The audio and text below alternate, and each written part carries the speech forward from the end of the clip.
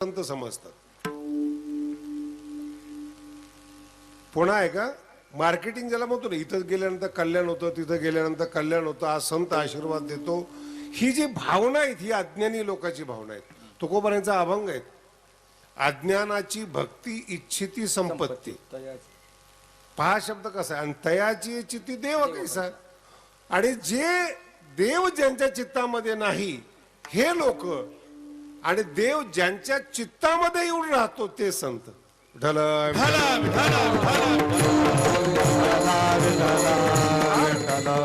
फार गमतीशीर गोष्टी. तर देव चित्तात येऊन राहतो ते संत, आणि आपल्या चित्तामध्ये देव नाही, धन राहतं, सत्ता राहते, स्त्री राहते. आपण आपलं जीवन तपासा, तुम्हाला या गोष्टी कळतील. आणि मग काय होतं, प्रत्येक माणसाचं एक टार्गेट असतं. एखाद्याला जर स्त्री पाहिजे असेल तर तो धन खर्च करतो आणि सगळं सोडून देतो, तिच्या मागे लागतो. हे जेवढे पिक्चर निघतात ना भारतामध्ये, हे जवळपास विज्ञानाचे सोडून सगळे प्रेम प्रकरणच आहेत. हिरो बदलतो, स्टोरी तीच, गाणं तेच. आणि ह्या सगळ्या पिक्चरच्या लोकांनी बाईच्या मागं लागावं असं शिकवलंय. नाही तर पूर्वी ही पद्धत नव्हती. बाप ठरवत होता, तुझं लग्न ठरलंय, अमुक अमुक घरातली फिक्स केली. पोरगाही काही म्हणत नव्हतं त्या काळामध्ये. ठीक आहे, वडिलांनी ठरवली, चांगली असेल, वडिलाला अधिकार आहे. आता वर्तमान काळात पाया म्हणजे कॉलेजला जर आपण शिकायला पाठवतो, येताना तो दोघं मिळून पाया पडायला येतो. भगवानगडाची घटना आहे. एक अति उच्च सुशिक्षित होते, गरीब होते, मुलगी होती. मी म्हटलं त्याला थोडीशी मदत करावी. चांगल्या मार्काने पास झाले, मोठी डॉक्टर वगैरे. आम्ही सहज एक माणसाला म्हटलं, जरा बघायचं आता लग्न करू आपण. तुम्ही महाराज मी येतानाच बरोबर आणलंय, तुम्हाला पाहिजे गरज. तिला वडील नव्हते म्हणून मदत करावी असं मला वाटलं, ही विनाकारण वाटलं बरं का. पण येताना सगळं झाल्यानंतर येऊन मला सांगितलं, महाराज बरोबरच आणलेलं आहे. हा संसार वेगळा, ही जगण्याची शैली वेगळी. आणि परमार्थामध्ये ज्यावेळेस तुम्ही प्रवेश करता संताकडे, शब्द सोडा, नजर सुद्धा रागाने उठली नाही पाहिजे, त्याला म्हणतात साधक. नजर सुद्धा बरं का, नजर सुद्धा संताची. तुकोबारांचा खूप सुंदर अभंग आहे. तुकोबाऱ्यावर पाटील रागवले होते, गाव रागवलं होतं, घराच्या बाहेर लोक काढण्याच्या तयार, सगळं बरोबर आहे. पण तुकोबाराय कोणालाही भीत नव्हते, पण संताला घाबरत होते. हे तुकोबारायांच्या बाबतीमध्ये सांगतो. परमार्थ करताना जर मी चुकलो तर मजते हासतील संत. माझा अर्थ चुकला, माझा परमार्थ चुकला, माझी साधना चुकली. मोठी जी माणसं असतात ना, श्रेष्ठ माणसं, चूक काढत नाहीत, हसून अपमान करतात. आणि जर हसलं नाही ना तुम्हाला, हसणं कळालं नाही ना, तुम्ही बुद्धिमान नाहीच. महाभारतामध्ये कुठेही शब्द आलेला नाही. दुर्योधन जो म्हणतो ना, आंधळ्याची मुलं आंधळे असतात, असं कुठेही शब्द आलेला नाही. कल्पना कर ना, दुर्योधन राजा होता, असं खेडेगावातल्या माणसासारखं बोलेल का? द्रौपदी राजघराण्यातली स्त्री होती, ती अशी म्हणेल का 5000 वर्षापूर्वी आंधळ्याची मुलं आंधळे असतात असं बोलेल? बरं तिचा काय संबंध बोलायचा? भाऊ भाऊ बोलतील ना. तिला बोलायचं असेल तर घरी बोलेल, जर ऐकणारा असला तर. नाही कळालं? ऐकणारा असला तर घरी बोलेल. आणि जे घरी बोलते ना, ती एवढी खतरनाक बोलते. तुकोबारायांनी घरी बोलणाऱ्यावर 2 अभंग लिहिलेले. 4 भाऊ एकत्रित आहेत, सुखाने संसार आहेत. आणि एकत्रित जर असलं ना तर एकमेकाची जबाबदारी, संसार एकमेक सांभाळतात. कीर्तन झाल्यावर यायचं महाराज, मला माहिती असतं तर. विठाला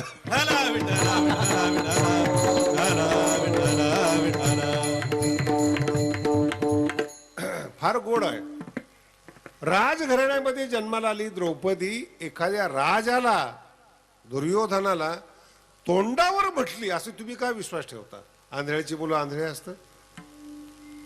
मूळ महाभारतामध्ये वर्णन आलेलं आहे ज्यावेळेस भ्रम तयार झाला पाणी आहे का पृथ्वी आहे, तिथं शेजारी उभी होती द्रौपदी, ती फक्त हसली आणि हसली म्हणून महाभारत घडलं. काही बोलली नाही, काही बोलली नाही ती. आपण मूळ ग्रंथ वाचत नसल्यामुळे जी परंपरा चालू आली ती आली, काही बोलली नाही, फक्त हसली. किती घटना मोठी. हसणं दुर्योधनाच्या मनाला एवढं लागलं, बदला घेण्याकरता भारत संपवला. महाभारताच्या युद्धाचा अतिरेक तुम्हाला अजून काहीच माहिती नाही. पूर्ण भारतामध्ये त्या काळामध्ये अफगाणिस्तान पासून स्त्री राज्यापर्यंत ब्रह्मापर्यंत भारत होता एवढा मोठा. न त्या टायमाला जात मोठ्या प्रमाणामध्ये होती, न धर्म होते. हसला, हसणं डोक्यात बसलं द्रौपदीचं. आणि जेव्हा महाभारत संपलं, संपूर्ण भारतामध्ये 15-20 माणसं जिवंत राहिले. लक्षात, हसणं किती कठीण आहे, हे पचवणं फार अवघड आहे. आणि जिद्दीला जर माणूस पेटला दुर्योधनासारखा, त्याला जर हसणं कळालं, उद्ध्वस्त होतं. तुम्ही सगळे ग्रामीण भागातले माणसं बघा ना, तुम्ही बदला घेण्याकरता काय करता तुम्ही? एखाद्याचं हसणं, एखाद्याचा टोमणा जर एखाद्याच्या डोक्यात बसला ना, मरेपर्यंत विसरत नाही आणि तो बदला घेण्याच्या नादामध्ये असतो. माझं कीर्तन कळालं नाही तुम्हाला अजून? तो ना, तो जळत असतो, आयुष्य जाळत असतो स्वतःच. एक सामान्य माणूस बोलल्यामुळं, सामान्य माणूस बोलल्यामुळं. खूप सुंदर वर्णन आलेलं आहे तुकोबारायांचं. ह्या ज्या वृंदावनातल्या गवळणी होत्या, ह्या मथुरेला येत होत्या. मथुरा राजधानी होती आणि ग्रामीण भाग हे वृंदावन होतं. आणि कृष्णाला पाहिलेलं, परमार्थ आणि संसार यातला फरक सांगतोय. कृष्णाला ज्यांनी पाहिलं, मांडीवर खेळवलं, खाऊ घातलं ज्या कृष्णाला, तो कृष्ण जसं एखाद्याचं हसणं डोक्यात बसतं, तसं या गवळणीच्या हृदयामध्ये कृष्ण बसला. आणि काय व्यवहार करतो हे विसरून गेले.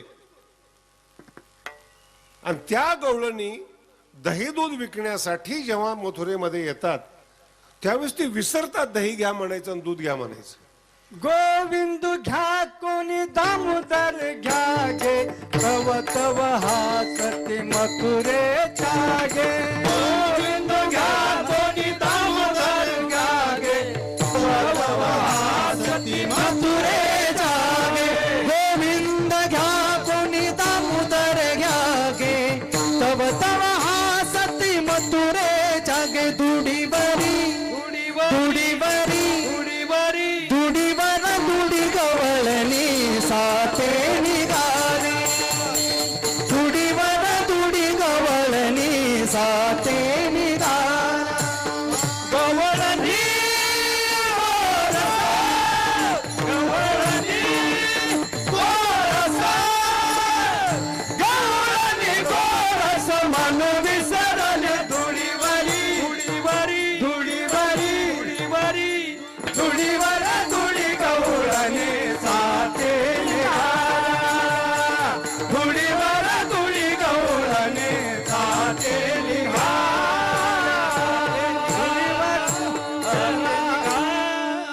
देव पाहिलेल्या गवळणी. आणि ते जेव्हा शहरामध्ये जातात, पुन्हा सांगतोय, शहरात जातात, जे स्वतःला बुद्धिमान समजतात, पण जीवन जगण्यासाठी नौकर असतात, हमाल असतात, दिवस रात्र कावाड कष्ट करतात, केवळ संसार फुलावा म्हणून. आणि परमात्मा ज्यांना भेटलेला आहे, ज्यांच्या दारामध्ये, ज्यांचं 2 घास खाणारा परमात्मा, त्या गवळणी. आणि त्या जेव्हा बोलतात की गोड गवळण आहे बरं का, जसं म्हणतात ते. आणि याच्यावर खूप मोठा अध्याय पण आहेत आणि सूरदासने पण लिहिलेलं आहे. विक्रेतु कामा किल गोपकन्या, मुरारी पादार्पित चित्तवृत्ती. आपली चित्तवृत्ती, मन भगवंताच्या चरणी अर्पण केलेलं आहे आणि विकण्याकरता निघालेलं आहे. विक्रेतु कामा, दही दूध विकावं म्हणून संसार पण चालू आहे, चित्त परमार्थामध्ये आहे. आणि बोलता बोलता ते विसरून गेल्या. आणि मग मोहवशात अवोचत, प्रेमाने विसरल्या त्या. गोविंद दामोदर माधवेती. आणि हे शहरातले लोकांनी ऐकलं, हसायला सुरुवात केली. मी दोन्ही हसणं सांगतो ना, जरा कंट्रोल करा बुद्धीवर. द्रौपदी हसली. महाभारत घडलं. पूर्ण भारतामध्ये 15 ते 20 लोक शिल्लक झाले. एक हसणं हे. आणि 2500 वर्ष बुद्ध जोपर्यंत जन्माला आले नाहीत, महावीर जोपर्यंत जन्माला आले नाहीत, त्या 2500 वर्षाचा इतिहासच नाही महाभारताच्या युद्धानंतर. हे वास्तव आहे. आणि जेव्हा हे महावीर जन्माला आले, बुद्ध जन्माला आले, तिथून पुन्हा भारत नवीन उदयाला आला. 2500 वर्षाचा इतिहास भारतामध्ये नाही, फक्त एक हसल्यामुळे. तुम्हाला हसणं लागत नाही, काय करा. एखाद्या माझ्या समोर एका बाईने नवऱ्याला शिव्या दिल्या. त्या नवऱ्याचं असं म्हणणं होतं, शिव्या द्यायला हरकत नाही, काही शास्त्री पुढे द्यायला नव्हत्या पाहिजे. म्हणजे तशा ती रोजच देते. आणि तुम्ही सुद्धा रोजच. पण तुम्ही किती दुर्लक्ष करता. हसणं लागत नाही अंतःकरणाला.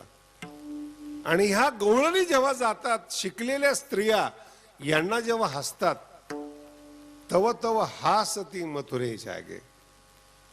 काय गोड गवळणी. छोटे छोटे अर्थ असतात, ते कळत नाही. मग डोंगर आपण उचलून घेतो.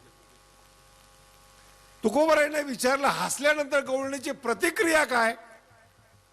तुका म्हणे, हास्य जन नाही कान.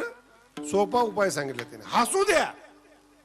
तुमच्या अभ्यासावर लोक हसू द्या, तुमच्या बोलण्यावर लोक हसू द्या, तुमच्या कृतीवर लोक हसू द्या.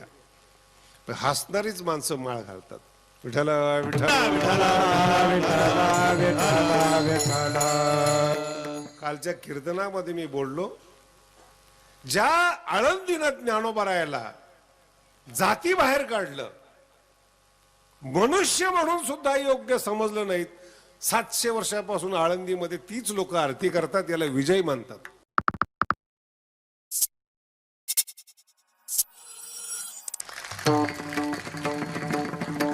जाती बाहेर काढलं, आज आरती तेच लोक करतात.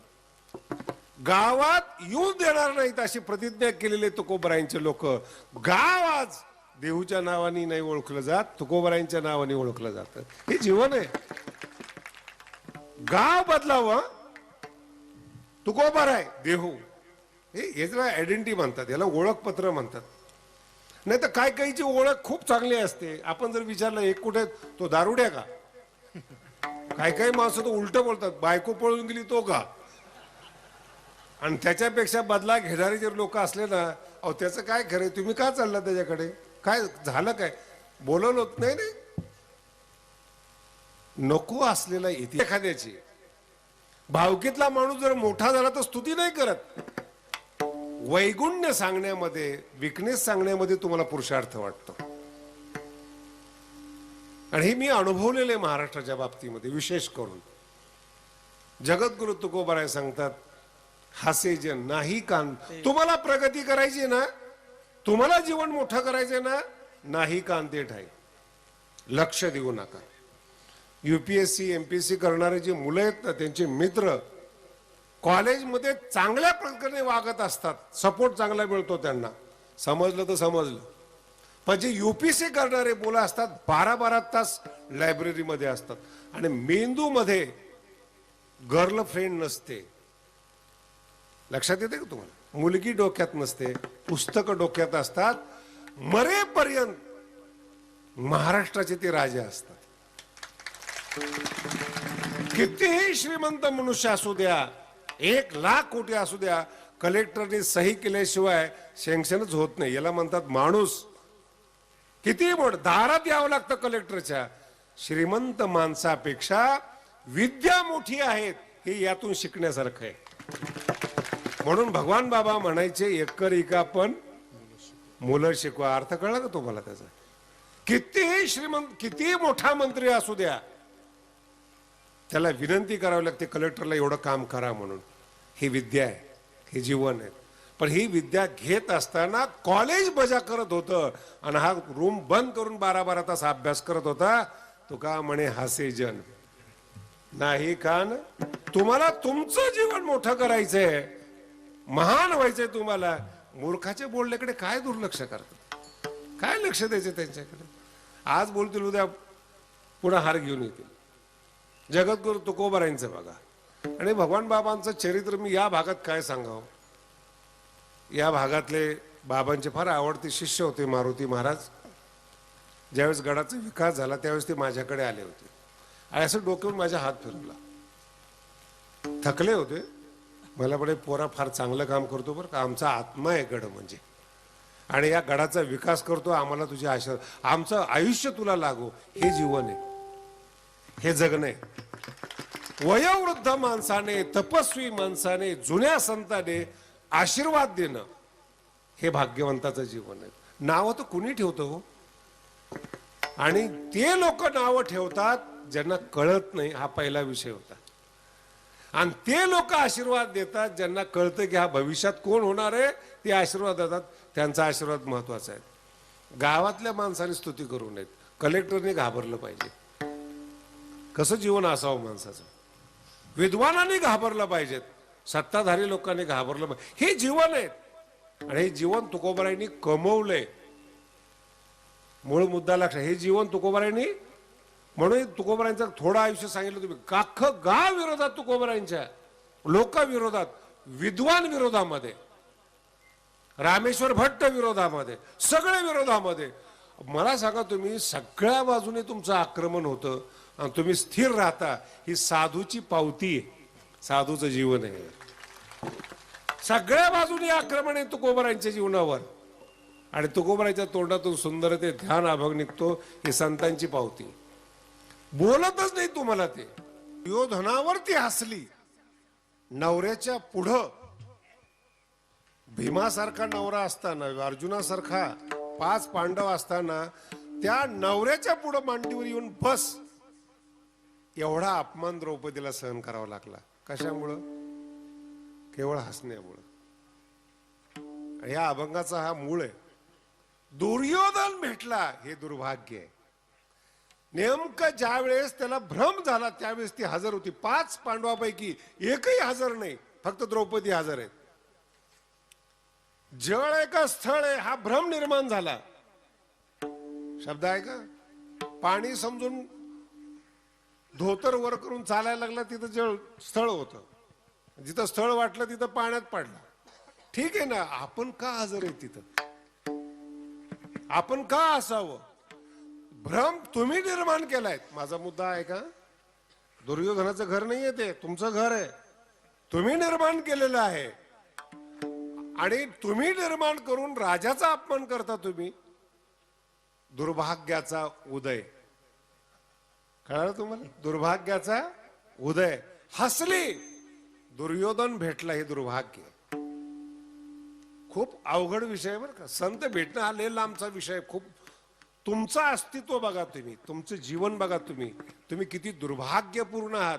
सगळे टोचणारीच लोक तुम्हाला भेटतात, हसवणारी भेटतच नाहीत. म्हणजे कॉमेडीचे कीर्तन पण आणि लोक भाग पण पाहावे लागतात तुम्हाला. हसणं नाहीच, हसवणारा भेटत नाही म्हणून कॉमेडीला मान आहे.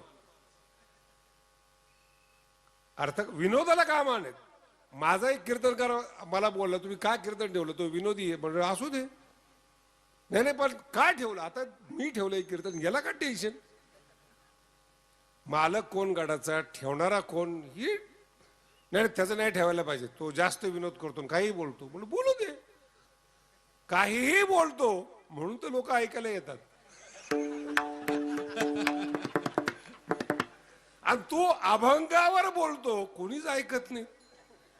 जर ठेवलं एखाद्या वेळेस कीर्तन तर झोपतात तुझ्या समोर. दोघाचा अर्थ लक्षात ठेवा.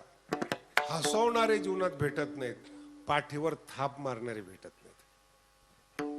खूप गरजेची असते बरं का थाप. हा जो सन्मान असतो ना, पद्मश्री, भारतरत्न, ही थाप असते.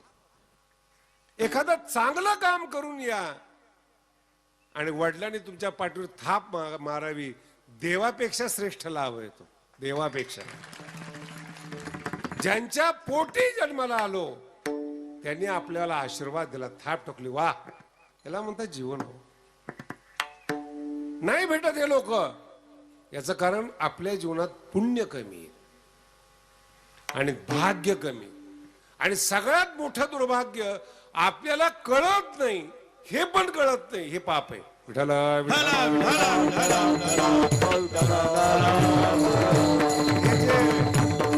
वैज्ञानिक लोक म्हणतात ना पाप पाप या जगात काही नाही, आम्ही मानत नाही म्हणतात पाप वैज्ञानिक लोक. नका मानू. श्रीमंताच्या घरी जन्माला आला, चांगली शिष्यवृत्ती मिळाली, चांगली नोकरी मिळाली म्हणून देव मानू वाटत नाही तुम्हाला. तुमच्या पोस्टच्या खाली येणाऱ्या लोकांचं बघा, तुमच्यापेक्षा बुद्धिमान आहेत पण त्यांना संधी नाही मिळाली. लक्षात येते? संधी नाही मिळाली. भाग्य आहे. माझ्या समोरचे काही मित्रमंडळी दोस्त आहेत, अतिशय विद्वान आहेत, मोठे आहेत, नंबर आलेला आहे त्यांचा काशीमध्ये शिक्षणामध्ये, पण त्यांना आम्हाला धोत्र पुरवावे लागतं. जर आले त्यांना मदत करा, त्यांना सहकार्य करा. विद्वान आहेत, मला माहिती विद्वान आहेत, पण लोकांना वाटतच नाही त्यांच्याकडे पाहिल्यानंतर विद्वान आहे काय करावं. आणि जे अत्यंत मूर्ख आहेत हे पण आमच्या बरोबर होते बरं का. अत्यंत मूर्ख आहेत, काहीच मान नाहीत, त्याच आमच्या बरोबर येऊन बसतात. काय चाललंय शास्त्रीजी, आपण तर बरोबर होतो, पण आता ते पदामुळं गपची बसावं लागतं आपल्याला. काय बोलणार तुम्ही त्याला. दोन्ही गोष्टी. मी तुम्हाला विनोद नाही, वास्तव सांगतो. आपण एखाद्या मोठ्या माणसाचं चरित्र वाचतो, तो गरीब होता मग श्रीमंत का झाला. अर्थाला तुम्ही काय सांगता, अरे तो आम्हाला माहिती तो गरीब आहे, श्रीमंत का झाला याचा विचार कर ना. नाही, त्याच्या काही काही गावामध्ये मी बघितलेत लोक जुन्या काळाचे पाटील कंपनीत आणि त्यांचे नोकर आज श्रीमंत झालेले आहेत. ते पाटलाला भेटले की ते सांगते ना आमच्या शेतात काम करत होते, पण आज नाही ना, आज तुझ्याकडे शेत पण शिल्लक नाही, अस्तित्व नाही तुझं. आणि वाड वडिलाच्या घरी तो काम करत होता, तो काय पुरुषार्थ केलास. असलेली जमीन विकली त्यांनी, पैसा विकला. माझा टीका म्हणून बोलत नाही तुम्हाला, हे अभंगाचा मूळ अर्थ आहे. असं का होतं, पुण्य कमी पडतं. शहरातले श्रीमंत लोकांना देवाची गरज नाही, पैसा त्यांना गरज पुरवतो, हे ठीक आहे. पैसा त्यांची गरज पुरवतो हे ठीक आहे, पुरवलेली गरज भोगता येत नाही. श्रीमंताचे शरीर बघितले का तुम्ही, जरा ठेसा खाऊ घालावर त्यांना, हाय ताकद त्यांची. आमचं पाणी पिऊन बाबा जर ऍडमिट करावं लागतं त्यांना, सिरियसली ऍडमिट करावं लागतं. मग जाताना सगळं विचार करून जातं काय. अरे तुम्हाला काहीच पचवता येत नाही, इतकं शरीर बर्बाद झालंय, सुख येणार कुठून. एसी आहे, झोप नाही, स्त्री आहेत, शरीर चांगलं नाही, धन आहे, मान नाही. धनाला जर मान असतं तर त्यांचे मंदिर बांधले असते. धनाला मान नाही हे डोक्यात बसवा. आणि कळायला पाहिजेत याच्याकरता अगोदर व्यवस्था करा, त्याच्याकरता शिक्षणच घ्यावं लागतं कळण्यासाठी. नाही कळलं ना, अज्ञानात जीवन असतं, अज्ञानामध्ये जीवन. माझा एक मित्र होता, कीर्तनकार, मोठा कीर्तनकार होता.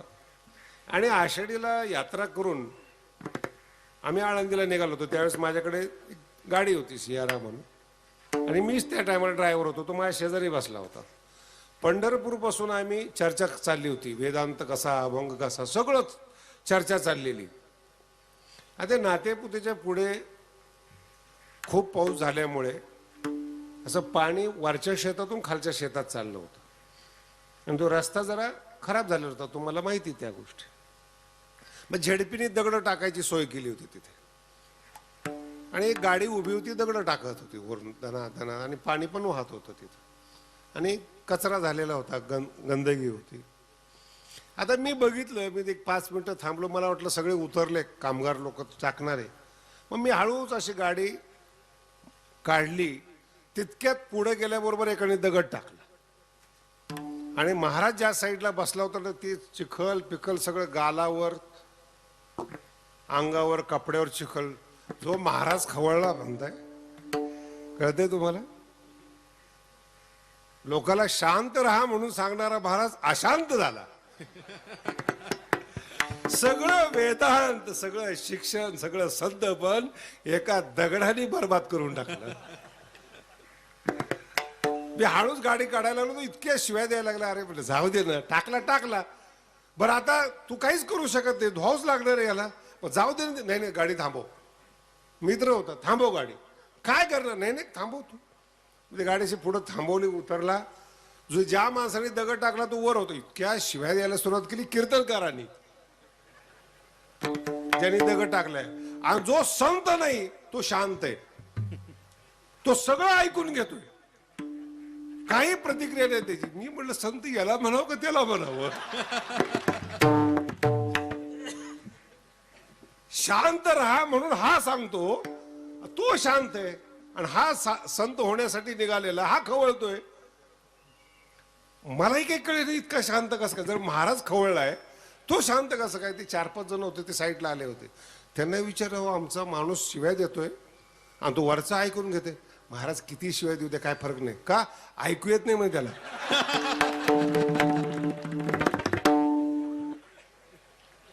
याच शिवाय देणं चालूच. त्या माणसाने मला सांगितलं ऐकू येत नाही म्हणलं तर हा काय बोलतो कळतच आहे ना याला. बरं काय झालं हे पण कळे ना त्याला, कानपूर बंद असल्यामुळे. मी पुढे गेलो, त्याला बसवलं गाडीमध्ये. पुढचा विषय महत्वाचा आहे का बरं का. पुढे गेल्यानंतर आता मला माहिती त्याला ऐकू येत नाही. पुन्हा आजच्या भाषेत सांगतो, मला कळालं की त्याला ऐकू येत नाही, पण त्याला नाही कळालं की तो बहिरा आहे. मग रस्त्यात म्हणून शास्त्रीजी तुम्ही काही माझ्याकडे बघितलं का असं? हो बघितलं तुझ्याकडे. परमार्थ ज्यावेळेस परिपक्व होतो त्याची प्रचिती आज मला आली. म्हणलं काय? मी बोलत होतो आणि तो ऐकत होता, याला परमार्थ म्हणतात. तपश्चर्या जेव्हा वाढते तेव्हा सामान्य माणूस, समोरचा माणूस आपल्यावर काही बोलत नाहीत. आता मी केवढा भ्रम आहे हा. हसू नका. तुम्ही सुद्धा रोज हेच सांगता. तुमच्या खाली गरीब आला ना त्याला 2 शिव्या देता, तुमचा आत्मा शांत करता. बोललो का नाही त्याला? अरे म्हशी राखणाऱ्या मुलांना काय काम नाही येत आणि डाटा फ्री आहे त्यांना. तू कोणालाही शिवाय, पंतप्रधानाला शिवाय देतात. प्रधानमंत्र्यांनी ही योजना चुकीची काढली. अरे तू कुठे आहेस? म्हशीवर आहेत. आणि म्हशी बरोबर असतो त्याला काय म्हणतात? बोला ना. रेड्याने सांगायचं का? अंगावर कपडे नाही व्यवस्थित, जग माहिती नाही, कुणी.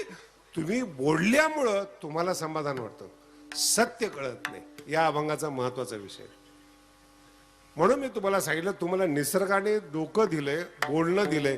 काहीही बोलता तुम्ही, कसाही विचार करता, तुमच्या जीवनावरून समजतं तुमचे विचार अयोग्य आहेत. विठाला विठाला.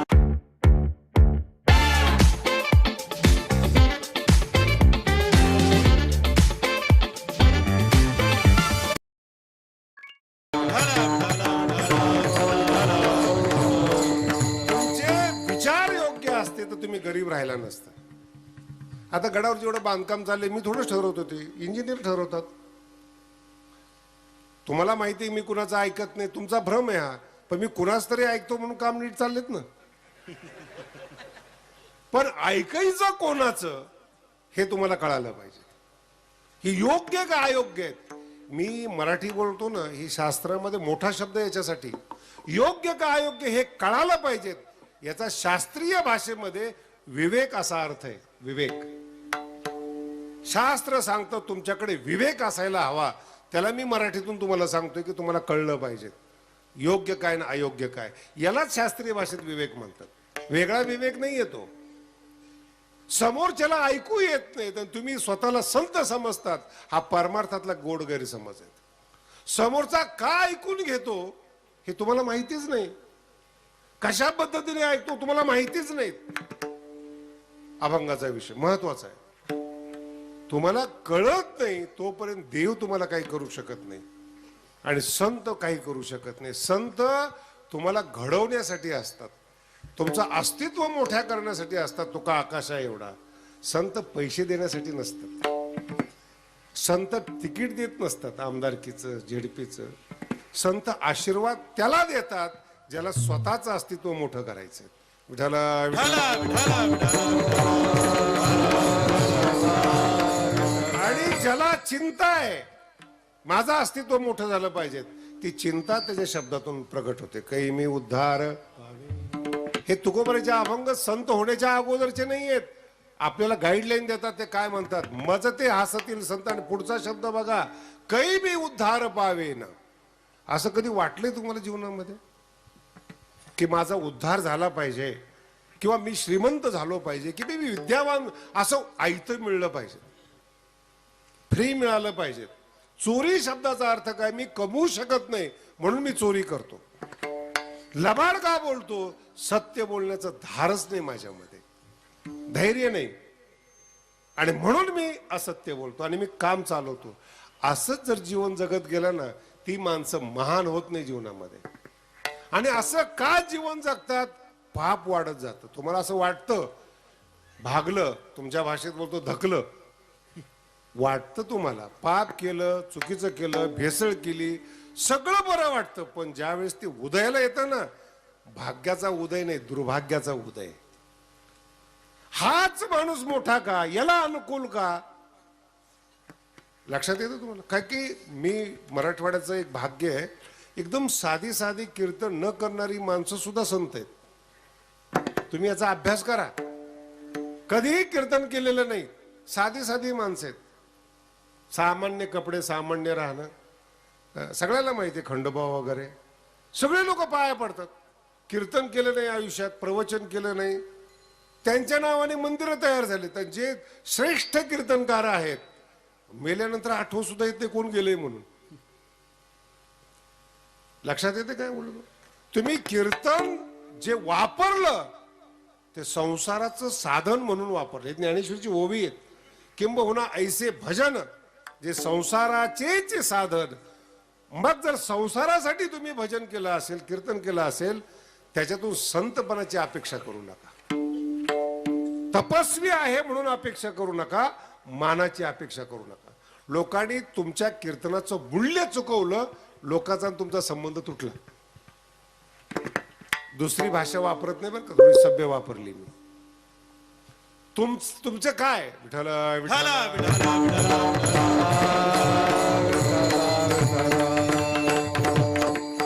दृष्टांत जरा खराब आहे, पण मला सांगितल्याशिवाय पर्याय नाही. पण त्याचा चुकीचा अर्थ काढू नका, हे तुम्हाला मी अगोदर सांगतोय. एक माणूस बसमध्ये प्रवास करत होता आणि एक सुंदर स्त्री त्याच्या जवळ आली. मी तुमचं मूल्यांकन करतोय, फक्त डायरेक्ट न बोलता इनडायरेक्ट बोलतोय तुम्हाला. आणि ती शेजारी जी बसलेली स्त्री होती त्याला आवडली. ते डायरेक्ट विचारलं त्या माणसाने, माझी इच्छा आहे तू माझ्या बरोबर राहावी म्हणून, मी तुला 1 लाख रुपये देतो. ती अशी भडकली, तुला काय वाटतं वगैरे वगैरे. आता ते तुम्ही अर्धे कीर्तन समजून घ्या काय भडकली म्हणल्यावर. तरी सांगितले मी 5 लाख देतो. भडकण्याचा आवाज कमी झाला. पुढे सांगितले त्यांनी, काही चिंता करू नको, मी 10 लाख रुपये देतो. तिचं बोलणं बंद झालं. आता ती वाट पाहते की हा 10 लाख म्हणलाय, देतो कधी. आणि हा गरीब एसटीत प्रवास करणारा माणूस 10 लाख रुपये देऊ शकतो का, बोला ना. मग बऱ्याच वेळानंतर ती बाई बोलते, अहो तुम्ही म्हटलं 10 लाख रुपये देतो म्हणून. नाही, तुझी किंमत किती ते पाहत होतो. काय कळलं, तुझी किंमत किती आहे ते तू कुठं मानते. यालाच तर राजकारण आणि संसार म्हणतात. हो काय याच्यापेक्षा तुमचं आयुष्य महिमा बहुदुर्गम असं सांगितलंय. आणि आजचा जो अभंग आहे तो भाग्याचा उदय अभंग आहे. संत कळणं अवघड आहे, भेटणं हा पुढचा विषय.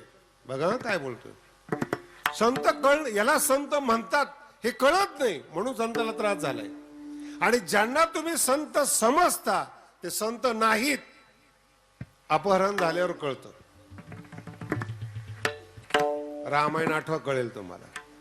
ज्या रावणाला ती संत समजते, अपहरण झाल्यावर कळलं रावण संत नाही. झालं ना अपहरण, कलंक लागला ना जीवनाला. काही माणसं फार भाग्यवान आहेत, 10-15 वर्ष सेवा करतात आणि आमच्याकडे येतात. मला कसं काय आले इकडे तुम्ही एवढे एकनिष्ठ? नाही काय हो, 15 वर्षात लक्षात आलं आम्हाला. मूर्ख माणूस आहे, विनाकारण त्याची सेवा केली. म्हणजे 15 वर्ष गेली ना तुमची, वर्ष परत येत नाही. अर्थ लक्षात, परत येत नाहीत वर्ष. गडावरच्या एका माणसाचं लग्न तुटलं, मुलाचं. बाप आला, म्हणलं मी त्याला सुप्रीम कोर्टापर्यंत नेणार. मी ते तासभर ताव होता त्याचा, बोलून दिलं त्याला तासभर. ताव गेल्यानंतर मी सांगितलं काय म्हणलं सांग आता पहिल्यापासून. आता पहिल्या आवाजात सांगत नाही. अहो आमच्या मुलाचं फार कल्याण झालं. पहिला आवाज सुप्रीम कोर्टापर्यंत आणि दुसरा आवाज मुलाचा तुटलं हो लग्न, काही जमत नाही त्या दोघांचं. म्हणलं मग नाही, पण मी त्याला सोडणार नाही. मी म्हटलं सोडणं न सोडणं नंतरचा विषय आहे. तुमच्या निर्णयाला 25-30 वर्ष लागतील, तोपर्यंत मुलगा तरुण राहील का? तुमच्या निर्णयाला 25-30 वर्ष लागतील, तारुण्य टिकेल का तोपर्यंत? मिटवा आणि जीवनाचा आनंद घ्या, याला माणूस म्हणतात. किती भांडणं करतो आपण, पण निष्पन्न काय? द्या ना सोडून. लक्षात आहे? बोलला द्या सोडून. नाही मला जमत नाही, दुर्भाग्य उदयाला आलं. नको त्याच्या नादी जर तुम्ही लागले, दुर्भाग्याचा उदय. जर परमार्थ केला, सज्जनता केली, साधना केली, याच्यावर देव संत भेटत नाही. या अभंगाचं वैशिष्ट्य आहे. आम्ही पारमार्थिक आहोत, संन्यासी आहोत, कीर्तनकार आहोत, याच्यावर देव संत भेटत नाहीत. एवढं सगळं करून भाग्य जर उदयाला आलं तर संत. तुम्ही पुण्यवान आहात, विद्वान आहात, पण भाग्य उदयाला नाही आलं. मी मगाशी सांगितलं आमच्यापेक्षा विद्वान लोक आहेत, पण भाग्य उदयाला नाही आलं. काही करू शकत नाही कोणी. वैज्ञानिक असो, काही असो, कुठलाही असो, मानो न मानो, भाग्य उदयाला आल्याशिवाय काहीच होत नाही. विठाला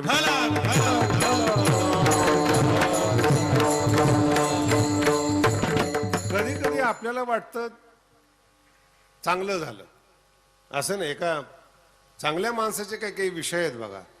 भाग्य उदयाला आलं ना, आणि हात चांगला, तिने काही टाकू द्या सुगरणबाईने, गोड लागणार.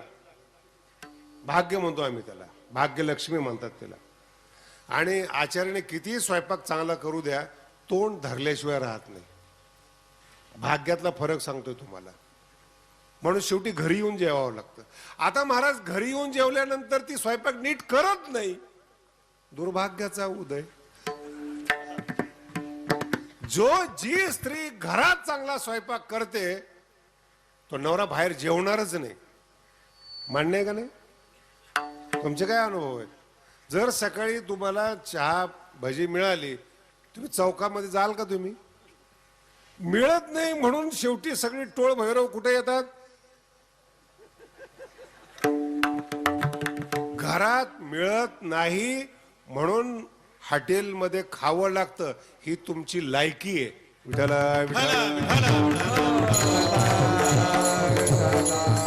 हा दुर्भाग्याचा उदय. पुढचा टप्पा सांगतो, तुम्ही जा चौकात खा. त्याचं तेल 1-1 महिन्याचं असतं. कॅन्सर कोणाला होतो? तब्येत खराब कोणाची होती? हार्ट ब्लॉक कोणाचे होतात? चुकीचं. मग महाराज चांगली मिळाली नाही, दुर्भाग्याचा उदय. नाही महाराज थोडं चांगलं बोला. मी काय चांगलं बोलू? तुमचं आयुष्य दुःखमय आहे, त्याच्या मुळात पाप आहे. तुमची वृत्ती, तुमचं जगणं पाप आहे. संत निंदा करता तुम्ही, चांगल्याला त्रास देता तुम्ही, एखाद्याचा संसार उद्ध्वस्त करता. तुमचा संसार चांगला होईल कल्पना करता तुम्ही?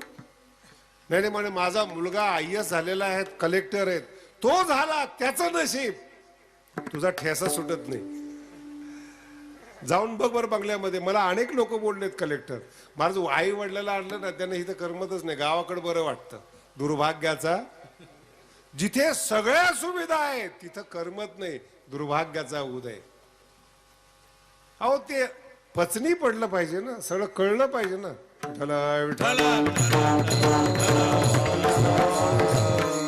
आळंदीला मी शिकत असताना काही खेडेगावातले मुलं आलेले होते. एक नवीन 2-3 दिवस झाले आलेला मुलगा होता आणि श्रीखंडाची पंगत होती. वाढलं श्रीखंड, याने असं ते बोटाने खाऊन बघितलं, त्याला तेवढं आंबट वाटलं. श्रीखंड आहे ना ते, आंबट वाटलं. आता आमचं ते तारुण्य, एक झाले की दुसरं झालं की तिसरं, भरपूर श्रीखंड खाल्लं. तो माझ्याकडेच पाहत होता, तो नवीन आलेला. झाल्यानंतर मला विचारलं, महाराज ते इतकं कसं काय खाल्लं तुम्ही? म्हणलं श्रीखंड आहे. म्हणजे इटलेलं पिठलंय, कळत नाही त्याच्यावर बोलतोय. ते पिठलंय आणि कसं आहे ते रात्रीच इटलेले आहेत. म्हणजे आता काय करणार त्याला? मनुष्य जन्म चांगला आहे, तुमचा देव होऊ शकतो, लोक तुमची पूजा करू शकतात. ही योग्यता नरदेहामध्ये असताना लोक तुम्हाला नावं ठेवतात, ही लायकी आहे. विठ्ठला, मूळ मुद्दा आहे, कळत नाही. कळण्यासाठीच विवेक लागतो, त्यासाठी विद्वान लागतात, त्यासाठी संत लागतात, त्यासाठी कीर्तनाला यावं लागतं. आणि कीर्तनात ऐकल्यानंतर बुद्धी ओपन होते, कळतं सत्य काय असत्य काय, कसा आपल्या जीवनाचा बॅलन्स आहे तो कळतो. आता मला सांगा, तुम्ही एवढे लोक कीर्तनाला या ठिकाणी आलेत, बाकीचे नाही आहेत का? भाग्याचा उदय नाही, सप्तात यावं असं नाही. एक जण तर मलाच म्हटला, ते विद्यार्थी अवस्थेत, महाराज कुठे? म्हटलं कीर्तनाला चाललो. हा सप्ताह असेल. नाही कळाल तो, सप्ताह असेल? हो सप्ताहच आहे. म्हटलं मजा आहे बुवा तुमची. म्हटलं तू ये आमच्या बरोबर. अर्थ मी विनोदाने एका ठिकाणी बोललो होतो. आता बऱ्याच गावामध्ये मुलं अनमॅरिड आहेत, लग्न होत नाही. आहेत ना, खरंय का नाही? मुली देत नाहीत ना. मुली आहेत, मुली नाहीत असं नाही. एवढ्या किती स्त्रिया बसलेल्या आहेत, मुली नाही असं थोडंच आहे. मुली आहेत पण तुमची लायकी नाही. मुली देत नाही म्हणजे काय? न स्वभाव चांगला आहे, न पैसा चांगला आहे, न वागणं चांगलं आहे, न घराण्याचा इतिहास चांगला आहे. काय म्हणून मुलगी द्यायची? अहो तुम्हाला मुलगी देत नाही, तुम्ही पंतप्रधानावर बोलताय, मुख्यमंत्र्यावर बोलताय, महाराजावर बोलताय.